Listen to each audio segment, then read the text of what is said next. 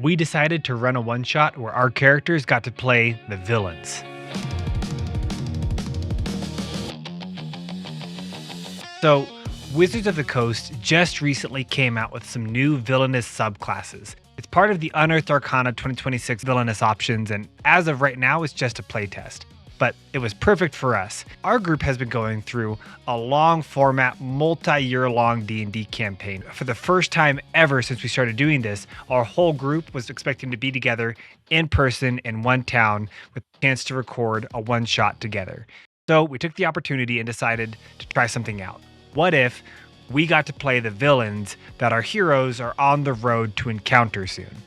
We get a little bit of a look ahead at what those villains are doing, and in our case, even allow my players to have a chance to influence what these villains are going to be like by the time the heroes get there. So we tried it out, and I got to tell you, it was a lot of fun, allowing the players to have some control over what these villains are going to be like by the time they get there to fight them. And these new villainous options were really cool. If you haven't checked it out, go take a look. It's on D&D Beyond right now. Here's just a quick taste.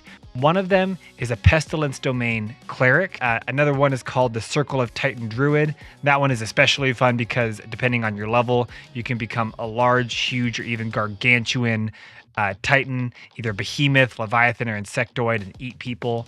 A Hell Knight Fighter, and Demonic Sorcery Sorcerer. All of these were a lot of fun. We'll show you some clips and highlights from our one shot, but ultimately just giving people a chance to try playing villains was a really interesting change of pace. So definitely recommend checking it out, giving it a try. And if you're doing a long form campaign and you want to change things up once in a while with a one shot, definitely consider just giving your players a chance to play the villains that you're on your way to encounter. With that said, I'm going to go ahead and show you some clips from our one shot. You can take a look. Forgive us, we don't do things in person very often, so the audio is a little bit sketchy. I've done what I can to clean it up, but take a look, enjoy, and let us know what you think. The Stonecrest name means something. It has meant something for 11 generations. Brazen's grandfather, Lord Edgelord von Entrails, twice damned first knight of the Interim Compact, scourge of the Seventh Plateau, ravaged 13 continents across 6 planes of existence. The name Stonecrest was whispered in the courts of archdevils and spoken with specific dread in 17 languages. They were the finest Hell Knights the mortal world has ever produced, merciless, relentless, and absolutely committed to the precise and total destruction of anything placed before them. Braze has channeled the same discipline into cooking. Focus that has allowed his ancestors to campaign without rest across elemental planes, the total commitment, the absolute intolerance for imprecision, the inability to accept anything less than the complete mastery of the work at hand. Braze has applied all of it to the culinary arts. He takes a garrison meal with the same seriousness that his grandfather took a siege. The Fenn family did not choose pestilence. Pestilence chose them. 3 generations ago, Aldrich's grandmother contracted a divine pact with a god whose name the family has largely stopped using in polite company. The agreement was, by all accounts, mutually beneficial. The god received a devoted herald, and the Fens received the ability to spread debilitating illness throughout sustained proximity, cause the recently deceased to burst with infectious material, and become, in extremis, a swarm of vermin. There's a story that the Circle of Titan tells itself, which is that the world was once held in balance by something enormous. Not the gods, not civilization, but something older than both. Something that moves through the world the way that water moves through stone, which is to say slowly, completely, and without asking for permission. The Circle believes that this force didn't disappear, retreated into the earth, into the bones of old mountains, and into the bloodlines of certain families who kept the old contracts without fully understanding what they were keeping. Pip. The thing about the Abyssal Connection is that it's always just been there. Pip comes from a family of sorcerers whose lineage stretches back through eons and planes of existence. His great-great-grandfather, or someone in that generational direction. The family tree is pretty complicated by the fact that it moves through times and layers of the abyss. Was the first mortal to crack the code on channeling void energy directly. Not borrowing it, not making a deal for it, channeling it as a function of bloodline, nature. The way that some families have a tendency toward red hair or an aptitude for languages. The Pip family has a tendency toward abyssal corruption. This is simply what they are. The four of you are here because you are always here. You have some cold coffee, and Adjutant Crest clears his throat. The breakfast that you prepared, the delivery to the forest floor has not yet arrived. The cart left the kitchen at the scheduled time, and it reached the distribution point, but the workers haven't been fed. General Morrow has been informed, Dowager General. She has assigned the four of you to locate the cart, identify the cause of delay, and ensure that the labor detail receives food before the end of shift. Goodbye. And you see Adjutant Crest takes all the papers, holds them up, and begins to briskly walk out of the room back in the direction that leads out toward the Dowager General's office, where he serves as an administrative assistant.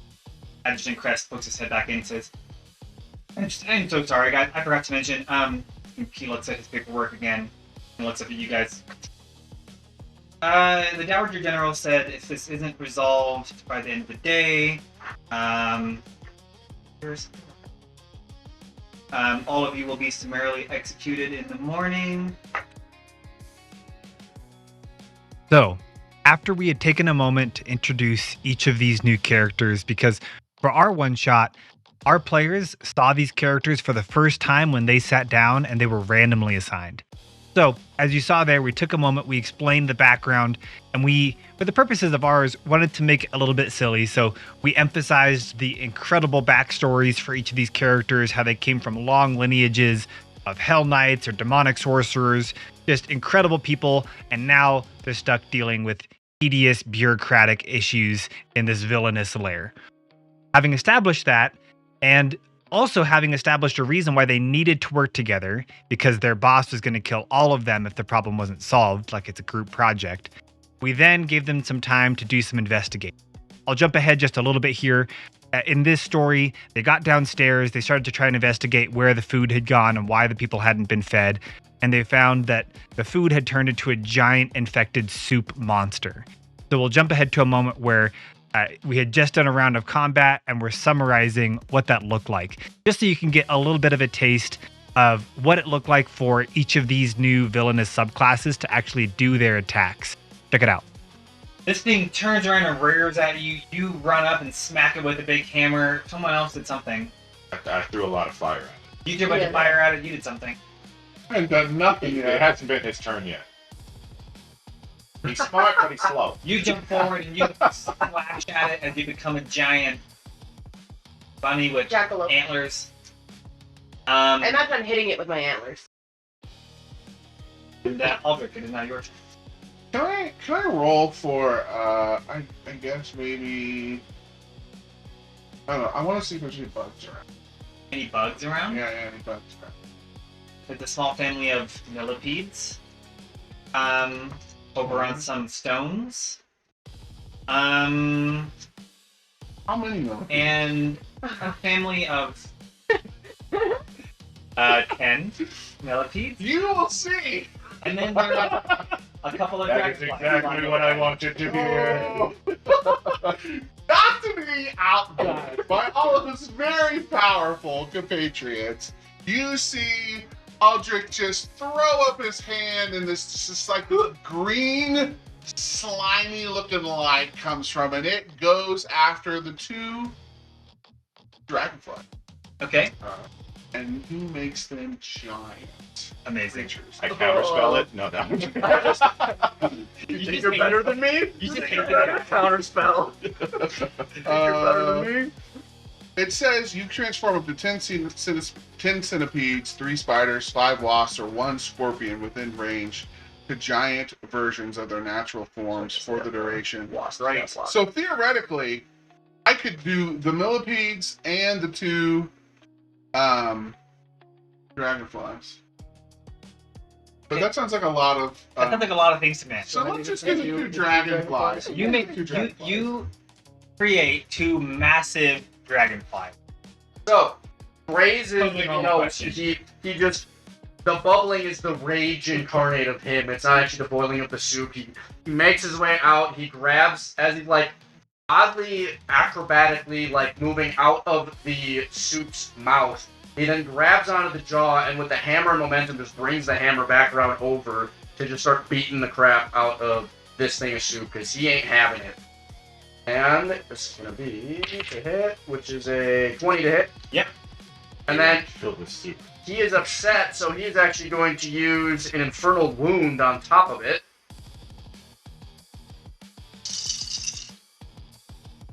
That is going to be 9 damage from the maul. It is going to be 6 fire damage.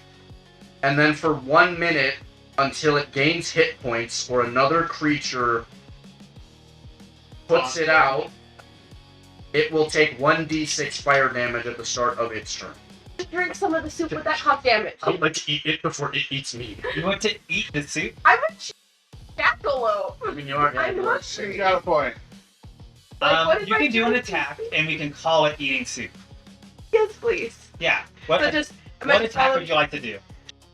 Eat soup. Eat soup. I would like attack. to eat the soup. Do you remember that there's been some kind of weird plague thing going on around here? You don't really remember anything specific from this morning that would make you think that this is related. Do you roll for your attack to see? Okay, yeah, it's 16 plus 7. You get a big mouthful of soup. Can you roll? A constitution. Constitution saving. I was fully expecting it. Constitution save. And this is where I'm going to use the big dice. Yeah, let's go. This is a big dice moment. Apologize to Chet. Oh yeah. I'm gonna raise it off the table so the Okay, vibrations please don't don't worry. destroy chat. Constitution saving throw. It's gonna be okay. 14. So you failed that. Oh! Oh no. You are now poisoned. You are now canonically infected with the fungal plague. Congratulations, Ren. Oh no. I tried to see if It's okay, I don't it's a know if I one-shot. have any, but It's okay. It's a one shot. That definitely won't come totally back. isn't gonna come Haunt. back to bite me. Oh my goodness. Your We're gonna character meet is- this We're girl. gonna fight Later. us Yeah. as That's fine. us. Do I have any like bonus actions? So as Ren gets like knocked out of her Titan form, Pip's gonna be like, "What are you doing?" Give me. And he's gonna cast No! polymorph, No! and I am going to turn her into Big Linda. It is a huge beast. It is a giant wingless serpent with like razorbacks and is like the champion of the fighting pit or whatever. But You can resist, Yeah, you could technically, if you did not want to time warp, you can resist it. which is possible because you don't. Just to be clear, you don't like Pip very much. Pip you can experiments. resist it. Yeah, I do You- want you to can make a She save. was about to. She was And about Pip experiments on your animals all the time. This guy, you don't like him. Yeah, no. I want to resist. You guys I wanna- generally don't like Pip for me. It's tiefling racism. I swear. Weird. Yeah. Weird. Resist. It's a 16. Dang. You done did been Uh, polymorphed. Yeah. You are now Big Linda. Big Ooh, Linda. okay, wait. You were just given inspiration. Oh! D6. It was a D6 Even if she inspiration. rolls a 1, she That's it. beats it. Meets it, beats it. Haha, yeah, I rolled a 5. Thank you, Lord Shadow. Well, Lord Shadow, you just saved Combs from getting attacked by me because that's what was going to happen. So, Okay, cool. So now or I she have. eats soup. It's I hope you're ready for this. Genderless soup. A lot of Generous. D6s. Yeah, so One or first two. it's going to Just one or two. take 5d6 of thunder damage, so 13. Mm-hmm. And then it's going to take another 8. And then another 8. Okay. Two things happen.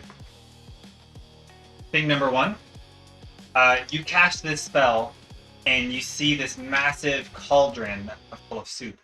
Cracks, and another crack, fracture, splinter, and all of a sudden, it just bursts, and all the remaining soup that was in it spills out, and you see in the middle 2 glowing, like green iridescent mushrooms that are just sitting there in the middle of the soup as it is all now spilled out across the land.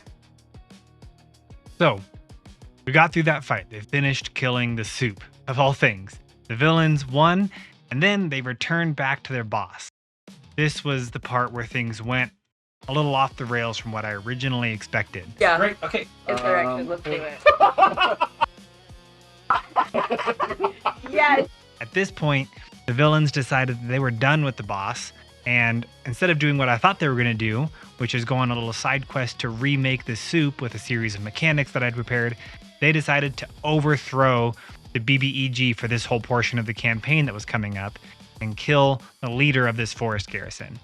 And I just kind of had to go with it. That's what they wanted to do, so I let them. So then these 4 villains decided to go kill the BBEG, have a whole nother big fight that I had never prepared for. And honestly, I think that was part of the fun of letting them be villains. They did things that were completely unexpected. And now, after this was done, there's real ramifications for what came of it. I'll show you a couple little clips, but something to notice from that last section, one of our villains ate some poisoned mushrooms, infected mushrooms.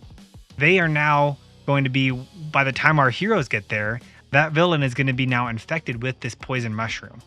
So that's a real impact that their one-shot had on the future of their campaign. Other thing that's going to be interesting is after this next fight, they killed the BBEG, the general for this forest garrison, and now they're running the show. These villains that the characters were playing. So now when they get here as their normal characters, they're going to have to fight these people that they put in charge. So that's going to be really fun. I'll show you a couple quick clips. You guys can do whatever you want. It's D&D. The words I will I give was you- born to hear. So, are you guys going to charge your way through? What do we want to do? I- I want to do it. As Dick Duck said, I mean, we're not insurrection! exactly good characters, so it makes a lot of sense. Yeah. Great. Okay. Insurrection, let's do it. Yes. You guys have walked into the Dowager General's office. You burst in.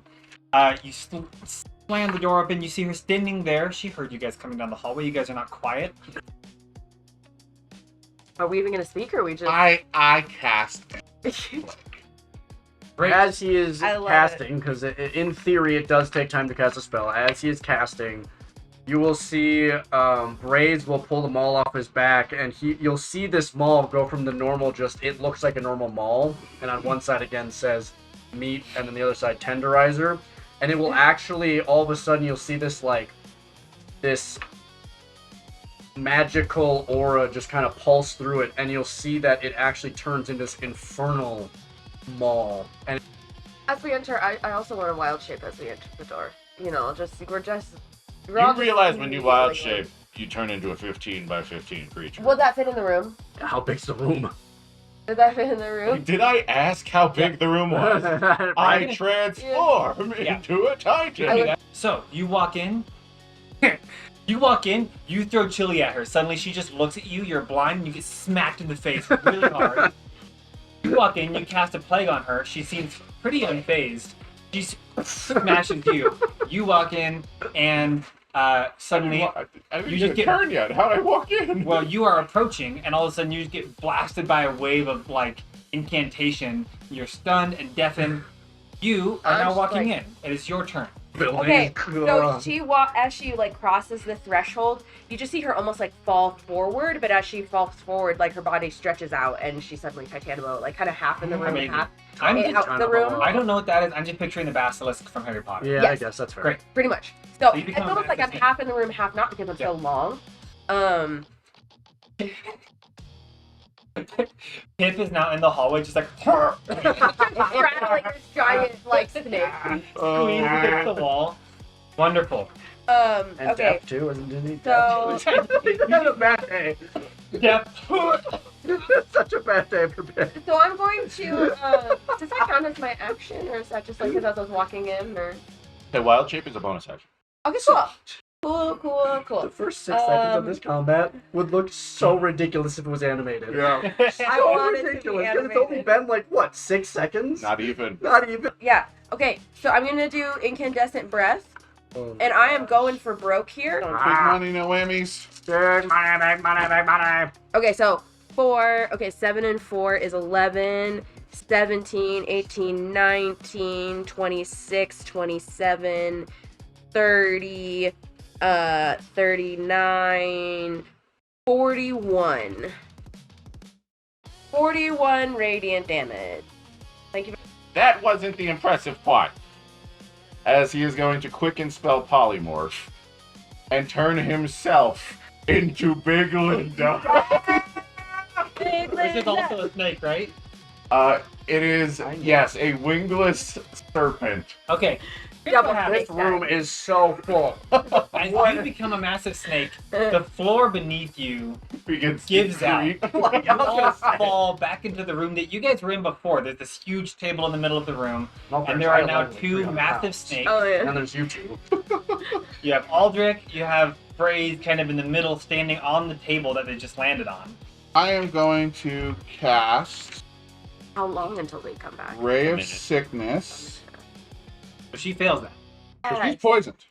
So she, looking very poised this whole time, she was in this like plague cloud. She fell. She just was super cool about just floating down. As you cast this spell on her, she just bends over, starts vomiting all over the floor, Yes. which has been the most upsetting thing she's experienced in a very long time. This is completely undignified. Oh. Braze, it's your turn. So Braze can carry around 400 pounds. Okay, so How give much- me. You want you? What, you I want to that? throw a big Linda into her. Give me a strength roll. 23. Nice. Okay, what are you trying to do? How high are you trying to throw? I'm pretty much gonna grab, because you said it was like a snake-ish like thing. Yeah. A wingless. So I'm gonna grab like the tail, like hammer Oh, you're trying throw. to pull a Bowser. You're trying to pull Super Mario. Exactly. Yeah. I'm like Oh my God. hammer throwing the big Which- Linda which and one of us? launching. Me, okay. I didn't sign up for that. So you pick up you'd be at Bowser style 16. Pip. Yes. You start swinging him around. This is not that big of a building. This fort is made out of wood. And so you start spinning him around. From the outside, have you to just do a see the concentration head of a check. snake Okay. burst through the wall, and the upper it's a level con of this garrison What's the just gets save? sliced It would off. be half of Like the the top of a damage cake. taken of 10. The whole Okay. upper So you'd have to roll level more just than goes this. shoop, slides off to the bottom. You are now in the Dang it. that was like the two layers to So the they upper level. jump 'cause it's So not the whole ceiling of this upper level is now gone. It's just now an exposed deck. You then continue to spin around, and all of your friends, caught completely by surprise by Again, this, friend's a strong word, but yeah. both of your friends, look over to see what's going on, and they just go, and they get hit in the face as you swing this around, and you get hit in the face, and you're like, what the frick? You get hit in the face, what the frick? And then you finish Bowser turn, throw him across the room and into the Dowager General. And you now get to roll 20d6 Bring the Bodies. magic in. Am I 60 total. total. Wonderful. I'm now So you proficient with pick up Windows. Big Linda, you Oh, yeah, people get sling that. her across the room, and she smashes into the Dowager General, knocking her back on 60 Big Linda damage? bash. 60 Linda damage. Pip is going to, well, he is going to cast Blight because he's upset. 98. Bring in the magic. The magic has been working, guys. Magic. Sometime. 44 damage. 44. I still hit harder. Yes. How would you like to kill her? Yes! It's so Pip pretty. deserves Pip. this, Yes, honestly. he does. Pip deserves this. Pip deserves it. I need this. I need this. Pip is going to just point at her and be like, I should have been in charge of the research lab. And just from his pointer finger is just a tiny little beam of black that just goes into her chest. And you can just see her chest cave in. Oh, man. She rises into the air, Please don't explode. her eyes glowing, just furious as you say this, and I'm you sorry. cast this beam, her chest concaves, crumples onto the ground. Kill Pip. The epilogue. Here we go. Like, 3 weeks he later. couldn't be trusted. 3 weeks have passed. The very top of the forest garrison, Electros garrison, is slowly being rebuilt. There's scaffolding around it, and there is a handful of beasts and laborers rebuilding the top of the tower. I would like to make the executive decision of firing Dr. Morpho.